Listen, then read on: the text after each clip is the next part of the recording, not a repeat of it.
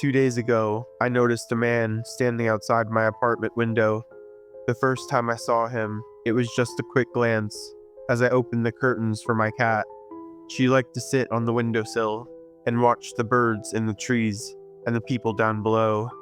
The man stood across the courtyard with his back to me. I thought it was odd that he was just standing there facing the brick wall, but I just shrugged it off and went on with my day. Later that night, my cat was sitting still at the window. She'd often spend hours there and would only leave to eat or use the litter box. When I went over to pet her and noticed the man again, he was standing in the same exact spot, still staring at the wall. I tilted my head and wondered to myself if he had been standing there the whole time. I watched him for several minutes, absent-mindedly petting my cat. He didn't move at all. An idea came to me, and I felt like an idiot. What if I've just wasted my time staring at a mannequin? I laughed and shook my head, feeling foolish. Suddenly, my cat's hair stiffened, and she stood up, hissing. I glanced down, but by the time I did, she'd already leapt off the window sill and ran to the bathroom. "What's gotten into you?" I asked. I scowled at her before looking back outside. The man whom I thought was a mannequin was no longer staring at the wall, but he had turned into the direction of my building and stood there, just as still as he had before. I couldn't tell what he was looking at from this distance, but it gave me the creeps. I quickly closed the curtains and went to bed. By the morning, my cat had left the bathroom and relentlessly purred against my face. I glanced down at my phone and saw the time. "Shoot," I muttered.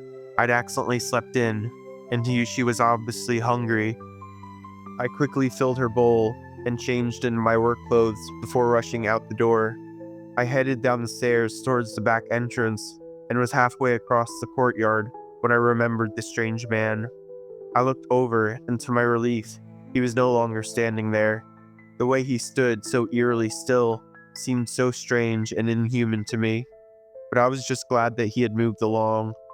I made it to work on time, but my manager asked me to stay late anyway. One of my coworkers called off, and he wanted me to cover his shift. I didn't want to, but I begrudgingly agreed. The work was long and mentally draining. It was dark by the time I got back to my apartment. I crossed the empty courtyard and was reaching for the door handle when the hairs on the back of my neck stood up. A chill ran down my back, and I had the weird feeling I was being watched. I glanced around and instinctively looked to the spot where the man had stood. He wasn't there. I shrugged off the feeling and briskly made my way back up the stairs to my apartment. The sound of both locks clicking into place put me more at ease, but I still grabbed my old baseball bat from the closet and set it next to the couch, just in case. I changed out of my work clothes and grabbed a six-pack from the fridge, finally sitting down in front of the television. Beer and binging YouTube videos sounded like a good time after such a long day. I cracked open the first can and took several big swigs before my body started to relax. I pressed the power button on the remote and leaned back into the cushions, inevitably vegging out. 10 minutes passed before I noticed my cat sitting in the bathroom doorway. She stared out, focused on the closed curtains across the room. "You want a people watch?" I asked her. I got up and pulled the curtains aside. She didn't move, just continued to stare. I shrugged it off and sat back down, leaving the curtains open so she could jump up if she wanted to. I downed the rest of my first beer and grabbed a second. By the time I'd finished the last beer in the pack, only an hour and a half passed. I was feeling pretty good at this point, but also pretty exhausted. I walked into the bathroom and shooed the cat out, closing the door behind me. I positioned myself in front of the toilet and pulled down in front of my pants, letting loose into the bowl. Outside the bathroom, I could hear my cat hissing and meowing aggressively. I sighed and tried to hurry nature along. "What's the matter, Zoe?" I asked, quickly pulling my pants up and opening the bathroom door. My cat was underneath the coffee table, staring at the window, hissing. "What, you don't like the window now?" I asked, walking over to it. I reached for the curtain to close, but it stopped me dead in my tracks. Halfway across the courtyard was the man. He stood there perfectly still, but this time there was no mistaking it.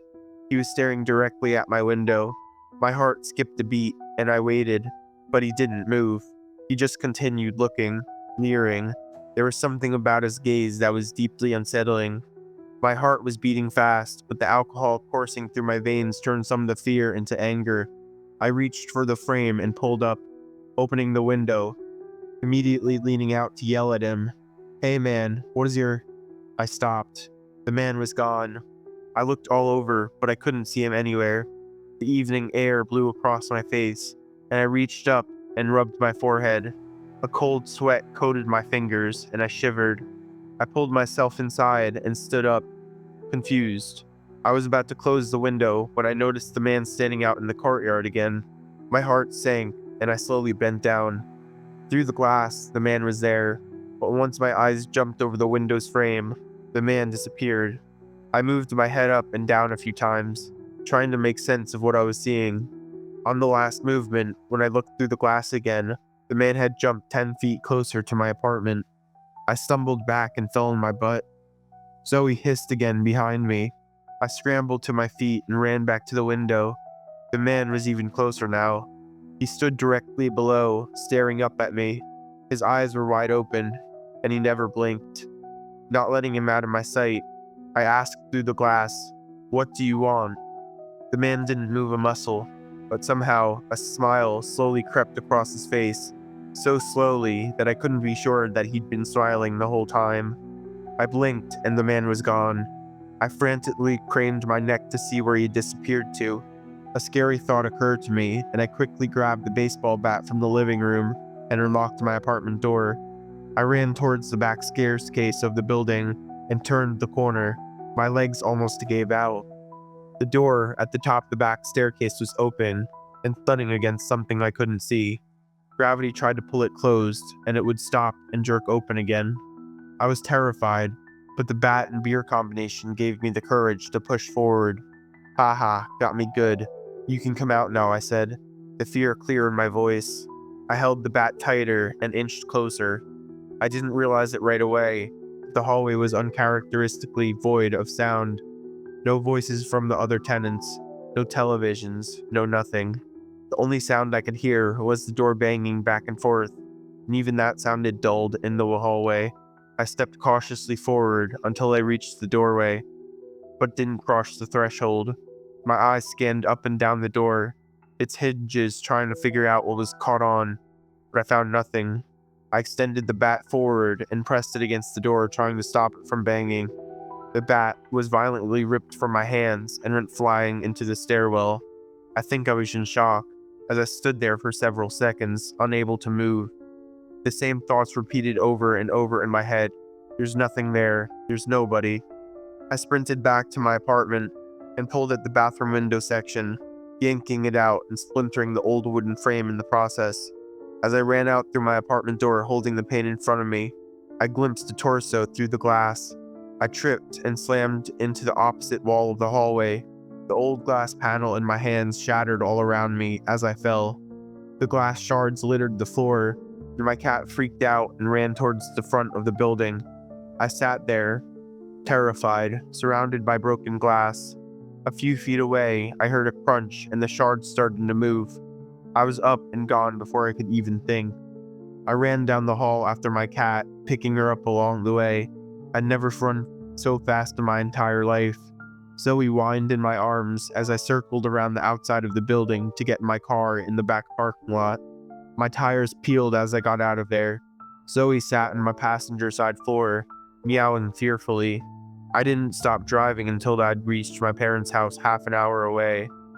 My mom and dad shared a worried look on their faces when they opened the door. I stood there, barefoot, with several cuts on my arms and feet. I had left my phone behind in the apartment, so I wasn't able to warn them I was coming. I tried my best to explain without sounding absolutely insane. I told them that someone in the apartment was stalking me, and I didn't know who it was or what they wanted. That part was true. I recounted how I'd fled without closing the door, and only managed to take Zoe with me. It helped sell the reality of this threat when I'd started to shake and stutter as I was retelling the story. I explained away the cuts by saying the window had popped out of its frame, and I tripped over it as I ran. I had to lie to them. I couldn't tell them what I really saw, because I didn't know what I really saw, and they wouldn't believe me anyway. I finished by telling my dad that I never wanted to go back to that place again. He saw the fear in my eyes and accepted my decision without much grief. The following morning, I emailed the guy that rented me the apartment. He was pretty pissed about the broken window and me trying to end my lease early.